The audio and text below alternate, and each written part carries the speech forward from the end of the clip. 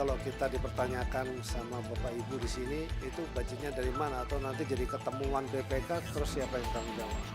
Kan pusing juga kita. Lalu kemudian, anggaran dari mana Pak? Kami katakan patungan. Kami mengirim orang, mengirim pasukan dari KKP ada 460-an. Kemudian bahwa pagar ini kemudian tidak segera dilakukan pembongkaran, dan kemudian ketika pembongkaran saya membuat pernyataan bahwa itu adalah bagian dari barang bukti. Ya, saya berpikir bahwa harus ada edukasi yang baik, yang benar juga gitu. Sesuai dengan kewenangan dari Kementerian Kelautan Perikanan kan ada batasan-batasan ruang kewenangan, jadi tidak menyeluruh juga gitu ya. Contoh misalnya kita kalau dianggap lalai, misalnya kenapa itu sejak Agustus baru kemudian setelah rame-rame baru kita turun. Tapi paling tidak pada saat mulai rame itu KKP langsung hadir dan melakukan pengecekan secara administratif, apakah ada pengajuan KKPRL, ataukah mungkin sedang proses, ataukah mungkin sudah dikeluarkan dan seterusnya.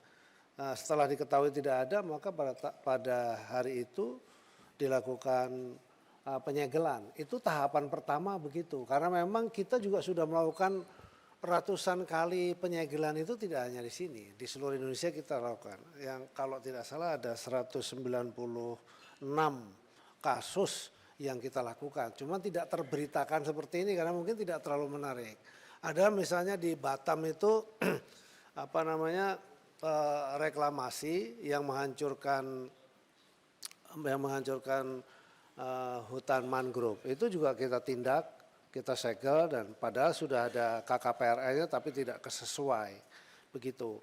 Nah, kita tidak bisa kemana-mana. Misalnya contoh begini, tiba-tiba lalu kemudian tiba-tiba dibongkar misalnya begitu. Jujur saja membongkar kan memang ada budgetnya juga. Lalu yang kedua, nanti kalau kita dipertanyakan sama Bapak Ibu di sini, itu budgetnya dari mana? Atau nanti jadi ketemuan BPK, terus siapa yang tanggung jawab? Kan pusing juga kita. Lalu kemudian kalau belum ada keputusan, karena nanti keputusannya itu kalau begitu ditemukan siapa yang memasang dan kemudian ketahuan, selain denda juga dia harus membongkar. Begitu, yang bersangkutan harus membongkar, bukan kita yang membongkar gitu lah. Itu salah satu. Cuman gimana ya, netizen kan seperti tadi yang Bapak sampaikan di ujung sana mengatakan, loh kok dibongkar dilarang, kok nggak boleh. Padahal kan harus juga kita edukasi secara hukum. Kan negara ini kan bukan yang asal-asalan, ada hukumnya juga begitu loh. Jadi siapa yang melakukan itu tanpa bertanggung jawab, kemudian kita harus meminta bertanggung jawab. Kalau sudah tidak ada buktinya kan sulit.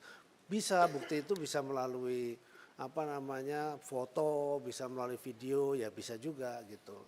Tapi sekali lagi itu ada anggaran juga untuk melakukan itu semua. Oke, tapi kemudian kami menganggap bahwa kemarin secara bersama-sama, jadi kami berkoordinasi dengan Angkatan Laut, lalu kemudian kami menyatakan bahwa jangan hanya sendiri tetapi semua.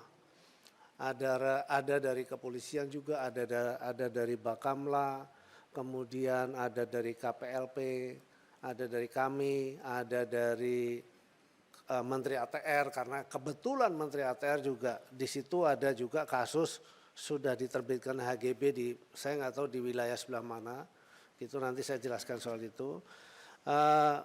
Dan alhamdulillah juga dihadiri oleh Ibu Pimpinan Komisi 4 dan Wakil Pimpinan Komisi 4. Jadi artinya nanti kalau ada pertanyaan kenapa gitu, ya ini memang harus tuntutan masyarakat harus dibongkar.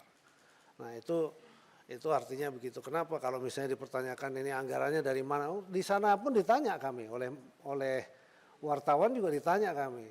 Anggarannya dari mana Pak? Kami katakan patungan. Nah, kami mengirim pasukan dari KKP ada 460-an. Kemudian dari masyarakat nelayan juga 1.100 kalau nggak salah. Terus 750 dari TNI Angkatan Laut. Dan hari ini masih berlangsung terus dan berjalan membersihkan itu. Dan itu bentuk pertanggungjawaban yang bisa kami lakukan di tengah juga situasi kadang-kadang memang netizen atau masyarakat itu nggak mau tahu. Yang penting pokoknya harus bersih begitu saja. Ya itulah, tapi ya sudah, memang itu yang harus menjadi hal yang harus saya hadapi, dan pelan-pelan mudah-mudahan nanti semakin dipahami, masyarakat juga semakin paham. Terus kemudian yang kedua, soal kemudian ada HGP dan lain sebagainya. Sepengetahuan saya itu di laut itu tidak boleh ada HGP atau ada sertifikat. Bahkan seseorang yang memiliki sertifikat ketika tanahnya itu hilang terendam oleh laut, maka itu musnah. Jadi memang tidak ada. Nah, terhadap itu saya pasti tidak bisa menjawab. Tidak diperbolehkan menjawab kenapa itu lahir. Itu adalah ranahnya Menteri ATR BPN. Dan sudah dijawab oleh beliau. Kalau saya menjawab ke sana, salah itu.